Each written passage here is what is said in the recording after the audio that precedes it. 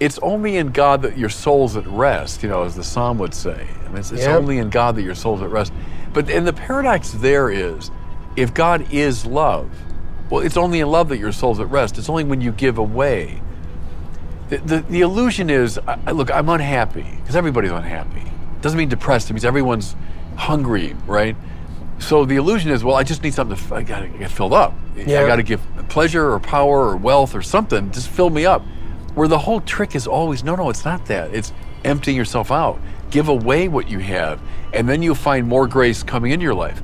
Because grace, that's what God is. That's God's name. He is love. Love is to will the good of the other. So as you give it away, you get more. Right. Well, I really noticed this as an academic. I noticed there were two kinds of professors, and graduate students for that matter.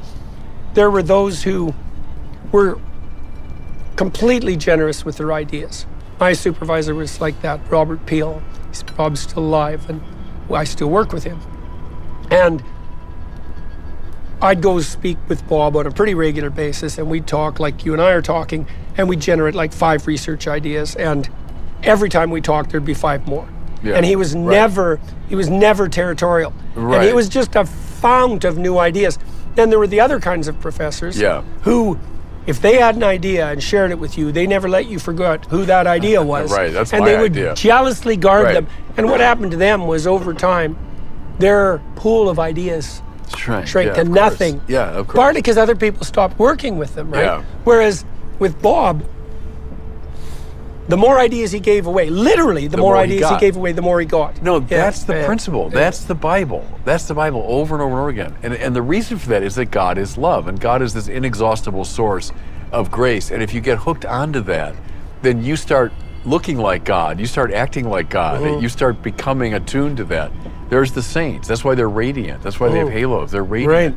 Right. They've found something. And that, I've known some saints in my life. I think real saints. Yeah. And they make you more alive. That's the mark of a saint. That when you're with them, you're more alive. Because the glory of God is a human being fully alive. So God wants to enliven the other. So when you're hooked onto that, that's what you want too. And you do it, you accomplish it, And then when someone's not a saint, they're the opposite of it, you feel less alive when you've been with them. Yeah. You feel diminished by them. It's because now you're caught in this game. They're going to hang on to what they've got, make sure you don't get it, no one else gets it. That's that envious game. And then so there are people that breathe life into a room and people that suck air out of a room, you know? And you can say there's 2 types of people in the world, Well, that's the Cain and Abel issue. Yeah, quite right, I'm taking 4 of my esteemed colleagues and you across the world. Oh, wow, this is amazing. To rediscover the ways our ancient ancestors developed the ideas that shaped modern society. It was a monument to civic greatness. To visit the places where history was made. That is ash from the actual fires when the Babylonians burned Jerusalem from 2,500 years ago. To walk the same roads. We are following the path of the crucifixion. And experience the same wonder.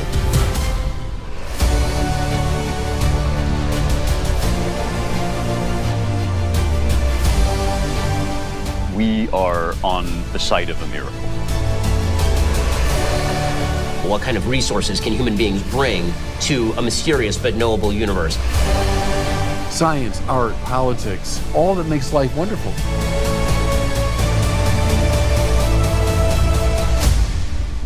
And something new about the world is revealed.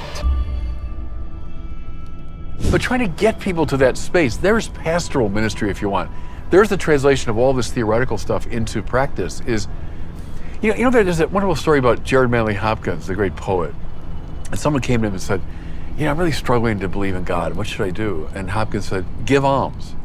It's a great answer. Like, he didn't give him an argument or he didn't give him theoretical. Right, practice. He said, give alms. Yeah, give alms. Give something away. Right, and you'll discover something of God in that process. Right. I think that's dead right. I think that's dead right. Right. So that's where it comes down, and pastorally, is to get people into that space. Yeah, well, I often recommended to my clients who were depressed and isolated that they do some volunteer work. Yeah. Right, because partly, Very practically, they needed to be connected to other people, and they needed to see that their contribution would be useful and valuable. That's another thing people aren't taught well to understand, which is that, and this is another form of wealth, is that especially if you're having a hard time and maybe you're torturing yourself to death as a consequence of your knowledge of your inadequacies, to see the positive impact of something you did reflected from someone else is unbelievably revivifying. Yeah, right. Right? And so you can imagine if you set up your life so that everywhere you went, that was reflected back because you'd been that generous, fortunate and generous. Right. It's like, well, how could you have a better situation than that, even hypothetically? I think you can think about this in terms of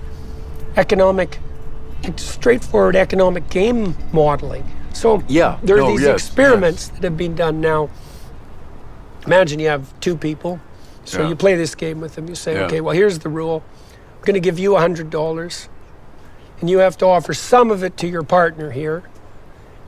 If they accept your deal, I'll pay you. And you can split the money. Yeah. If they reject your deal, neither of you get anything. Yeah. Okay, so you play that game. And if you play it with people worldwide, what happens is on average, the person will offer 50%.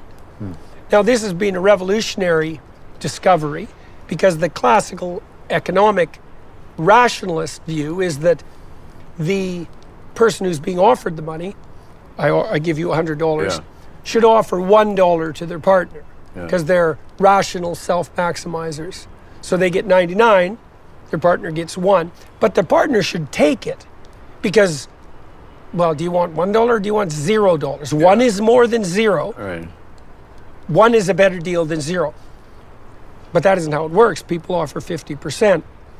If you match a rich person and a poor person together, the fact that the poor person is poor does not increase the probability that they will accept a low value offer. In fact, it has the opposite effect.